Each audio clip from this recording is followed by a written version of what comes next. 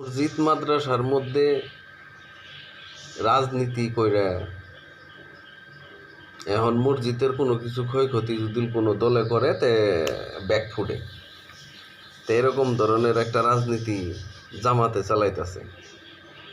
বিভিন্ন মাঠ আছে, বিভিন্ন জায়গায় ওরা আজ রাজনীতির আলাপ করতে পারে, সংগঠনের আলাপ করতে পারে, কিন্তু ওদের কোন লজিক আর কোন জ্ঞান বুদ্ধি আর কোন হাদিসে কোরআনে পাইছে যে আরেকটা দলের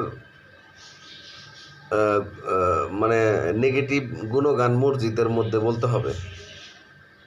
তাহলে ওই যে শেখ হাসিনা যে এই জায়গায় অত্যাচার করে গেছে এটাই তো ঠিক করছে। তাহলে ওনারা ধর্মরে পুঁজি করতেছে, মানে কি মসজিদ মাদ্রাসার মধ্যে মাদ্রাসায় পোলাপান পরে তাদের শিবির বানাইতেছে, তাদের এইটা করা যাব না, ওইটা করা যাব না, বিএনপি অমুক, আমলিগ অমুক, এনসিপি এনতেন, এই সমস্ত জিনিসপাতি করতেছে।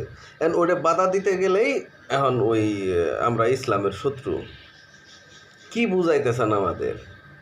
ওই টুপি পাঞ্জাবি পরেই যদি আপনি ইসলামের সবচেয়ে বড় মানুষ হয়ে যান গা, বিভিন্ন জায়গায় বিভিন্ন দেশে দাড়ি নাই টুপি নাই তারাও কিন্তু মনে করেন যে এই বড় বড় আলেম। ঠিক আছে, মিশরে একটা মানুষেরও দাড়ি নাই, সৌদি আরবে মানুষ দাড়ি রাখেই না, তারা কি আলেমের কাতারে না?